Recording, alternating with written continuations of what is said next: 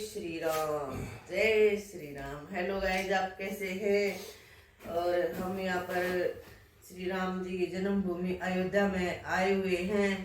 पहले हमने श्री राम जी के दर्शन किए। बहुत ही भव्य मंदिर, इतना देख करके मन खुश हो गया, मन गदगद हो गया।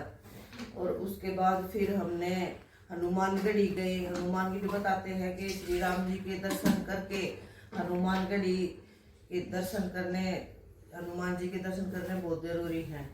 फिर हम हनुमानगढ़ी गए, वहाँ पे हमने खूब अच्छे से दर्शन किए। और देखिए बेटे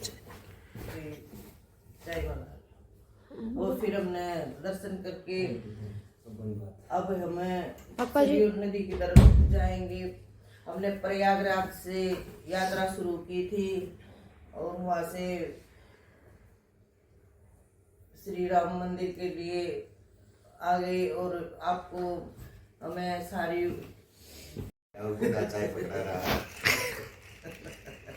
तो कौन सी आपने बनाई है?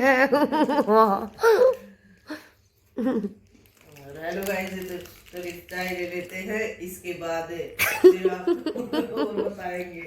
आप भी पियो और हम भी पी लेते हैं। चलो बेटे चाय ले लेते हैं, उसके बाद फिर मैं और टी ब्रेक आ गया। टी ब्रेक आ गया। भाई ये भी जरूरी है क्योंकि नहीं, ये भी जरूरी है, सर्दी का मौसम है।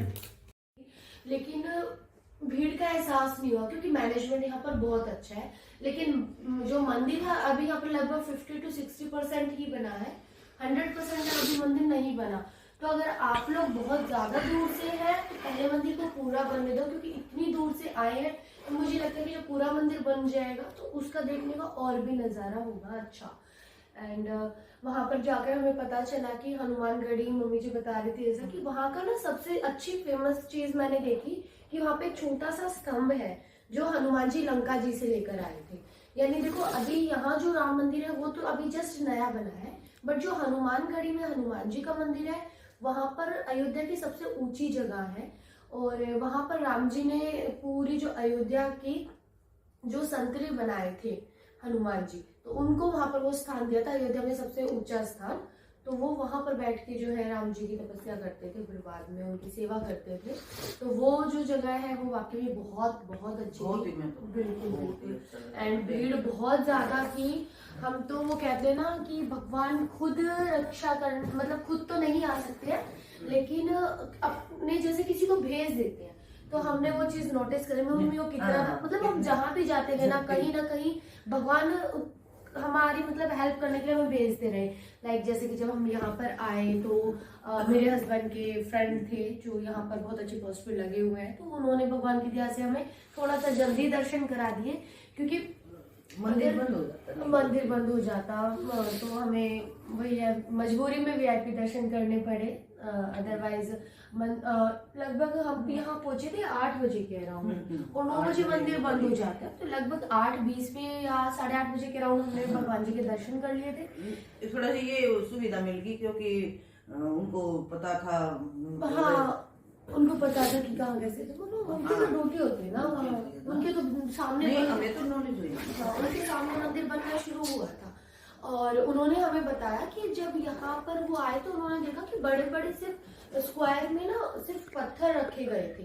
एंड वहां पर जो अभी भी हमने देखा वहां पर उन पत्थरों को ऐसे हथौड़ों से पीट के और सुंदर मूर्ति। हाँ, तो अभी 50% चला ना, तो उस समय भी मंदिर जो है, मंदिर की मूर्तियां जो है वो बन रही थी। रात में दिन रात काम चल रहा है वहां पर कंटिन्यू। तो वो मूर्तियां कितनी सुंदर शिल्पकला थी, मतलब मैं तो अपने वर्ड्स में भी वर्णन नहीं कर सकती। और अंदर जो शालिग्राम के जो बड़े से जो हमारे श्री राम जी वहां पर विराजमान थे। कमल का फूल कितने अच्छे से बनाया हुआ है, बहुत बहुत सुंदर, मतलब कमल के फूल से बनाया हुआ है।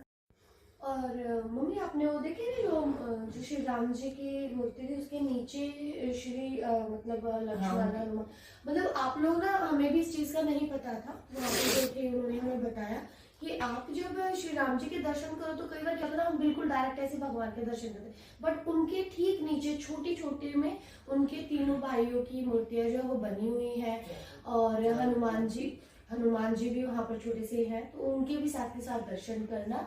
और अभी जो वहाँ पर काम चल रहा है, वहाँ पर भरत जी का, शत्रुघ्न जी का, लक्ष्मण जी का, उन सबके भी मंदिर बनाए जा रहे हैं। और जैसे कि आप अगर कभी प्रेम मंदिर वृंदावन गए होंगे तो आपने देखा होगा कि मंदिर के ठीक साइड में बहुत बड़ा चबूतरा है, जिससे कि भीड़ बहुत अच्छे से मैनेज हो। फिर उसके नीचे जो है फिर वो सारे फुहारे वगैरह, तो वो सब काम अभी पेंडिंग है, वो सब अभी बनेगा। और लगभग मुझे लगता है कि 1 से 2 साल तो इजीली लग जाएंगे उसको बनने में। और 6 द्वार, हाँ बिल्कुल रमेश, वहाँ पे 6 द्वार बनेंगे, तो जिससे कि जो भीड़ है बहुत अच्छे से मैनेज हो पाएगी। और मैंने यहाँ पर एक चीज बहुत अच्छी देखी, अभी से ही आप लगा लो, मंदिर से 1 किलोमीटर की दूरी पे जो ग्रिल्स है, जो रेलिंग्स है स्टील की, वो लग चुकी है। मतलब तो उसमें क्या है ना कि एकदम से जो भीड़ भाड़ों वाला सिस्टम भी नहीं होगा, और उन ग्रिल्स के अंदर ना साथ ही साथ बैठने का भी है। वो मुझे सबसे अच्छा लगा, जो मैंने कहीं भी नहीं देखा। लाइक कि ये नहीं कि अगर मान लो हमारे 3 घंटे में दर्शन हो रहे हैं या 4 घंटे में दर्शन हो रहे हैं, तो बुजुर्ग लोग भी होते हैं, हम भी होते हैं, भाई खड़े खड़े पैर दर्द हो जाते हैं, तो वहां पर ग्रिल के साथ साथ आपका प्रॉपर सिटिंग है बैठने की, तो आप वहां पर बैठ सकते हैं, भगवान जी के आप भजन कर सकते हैं, तो आपको पता भी नहीं चलेगा कब हम वहां तक पहुंच गए। और हनुमानगढ़ी का भी मम्मी जी ने जैसे बताया था, बहुत ही भव्य और सुंदर, बहुत पुराना मंदिर है वो तो हनुमान जी का। और कहते हैं कि वहां पर अगर आप आते ही सबसे पहले हनुमान जी के दर्शन कर लो तो भी बहुत अच्छी बात है, अदरवाइज पहले राम जी के दर्शन करो। पर वहां पर हनुमान जी के दर्शन करना बिल्कुल भी मत भूलना, वो वहां से सिर्फ 1 किलोमीटर की दूरी पे है, राम मंदिर से सिर्फ 1 किलोमीटर से भी कम हो सकता है। नहीं, वो हम दूसरे रास्ते से गए थे, इंटरनल रास्ते से, इसलिए आपको कम लगा। वहां से जब आप जाएंगे तो लगभग 1 किलोमीटर की दूरी पे होगा, ठीक है। और आसपास मैं तो ये बोलूंगी, जब भी आओ आप लोग जो है पहले ही अपना मतलब जूते चप्पल वगैरह रखने की भी बहुत अच्छी व्यवस्था है। और आप जब भी आओ अपने रूम्स वगैरह कोशिश करो पहले बुक कर लो, क्योंकि आसपास में जो रूम्स वगैरह वो मिलने बहुत मुश्किल हो जाते हैं। तो आई होप कि हम लोगों ने जो भी चीज़ आपके साथ शेयर करी है वो आपको अच्छी लगी होगी। एंड हम आपको श्री जो काशी विश्वनाथ जी हैं उनके बारे में भी डेफिनेटली बताएंगे। थोड़ा सा लंच कर लेते हैं, और हम वो सरयू नदी वाले याद है आपको? अभी हम लोग जाएंगे सरयू नदी में। हम लोग यहाँ पे क्या है, मंदिर के ठीक पास में सरयू नदी है, जहाँ पर श्रवण जी अपने माँ बाप को तीर्थ स्थान के लिए लेकर आए थे। और श्री राम जी ने जब लास्ट में उन्हीं के अंदर समाये थे, लक्ष्मण जी, श्री राम जी, वहीं से ही जाकर वो डायरेक्ट फिर बैकुंठ धाम को गए थे।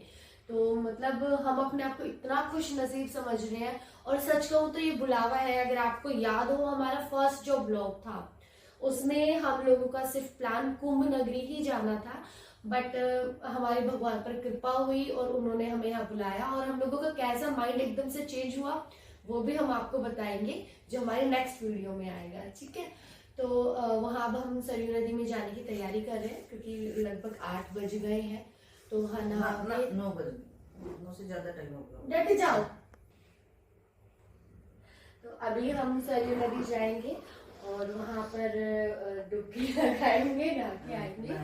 और मतलब मुझे ना इतना अच्छा लगा जब यहाँ पता चला कि यहाँ पर वही नदी है जहाँ पर श्रवण कुमार अपने मम्मी पापा को लेकर आया था, है ना। बस मन में थोड़ा सा ये है कि मेरी सास मानी नहीं, मैंने बहुत जिद करी कि मम्मी आप भी चलो, क्योंकि आपके बिना मुझे भी नहीं अच्छा लगेगा। बट थोड़ा सा वो बुजुर्ग है काफी, और वो ठंडे पानी में बिल्कुल भी नहीं नहाते हैं, उनको शुरू से ही आदत, तो गर्मियों में भी इवन गर्म पानी से नहाते हैं अच्छे से। तो अभी हमने ये प्लान किया है कि कुंभ के लास्ट में जो शिव जी का मतलब क्या है वो शिवरात्रि, यस शिवरात्रि जो है वो लास्ट स्नान है। तो क्योंकि बच्चा है मेरा भी छोटा है, वो 1.5 साल का ही है, तो इतनी भीड़ में बच्चों को लाना मुझे नहीं लगता इट्स नॉट सेफ। तो अभी हम लोगों ने प्लान किया कि यहाँ पर हमें सब कुछ पता चल गया, कहाँ कैसे जाना है, किधर कौन से रूम्स वगैरह बुक होंगे, सबके अपने नंबर ले लिए। तो बहुत जल्द जैसे ही थोड़ा सा मौसम गर्म होता है, ठंड कम होती है, तो मैं फिर से अपने पूरी फैमिली के साथ आऊंगी, मेरी सास के साथ, मेरी ननद के साथ, हम सबको लेकर आएंगे थोड़ी सी ठंड कम होने के बाद, बिकॉज अब हमें पता चल गया। छोटे बच्चों के साथ आपको पता नहीं और आप चल रहे हो तो वो बहुत ज्यादा दिक्कत हो जाती है। तो प्लीज जब तक आप लोगों को अच्छे से नहीं पता, बच्चों को मत लेके आना, पूरी उम्र पड़ी है। हमने वहाँ खुद देखा 3-3 महीने के बच्चों को कुंभ के मेले में लेकर आए हुए लोग लाइक। तो फिर हम लोग सरयू नदी में जाते हैं और वहाँ का दृश्य भी आपको डेफिनेटली जरूर दिखाते हैं। Okay bye. मेरे बच्चों ने मेरे को तो पूरा स्नान करवा दिया और मंदिर दिखा दिया, सब चीजें करा दी, मेरी सारी मन की इच्छा पूरी कर दी। मेरा बेटा बेटी सब परिवार खुश रखे। मम्मा आपके बहाने हम लोग आ गए, क्योंकि ना देखो अभी तो हम लोग की उम्र आप समझ सकते हैं, मम्मी ने जो पूरी मतलब उम्र जो भगवान का नाम लिया है, तो मम्मी के साथ साथ हम लोगों का भी उद्धार हो गया। तो थैंक यू सो मच भगवान जी। भगवान सबका भला करो, बस सबकी भगवान को याद करो, अपने आप बुला लेते हैं। मेरे परिवार की भी, मेरे सारे भाई भाभीओ सबकी भगवान सुख शांति दे। जय पोते की उम्र लंबी हो, सुख शांति सुशील।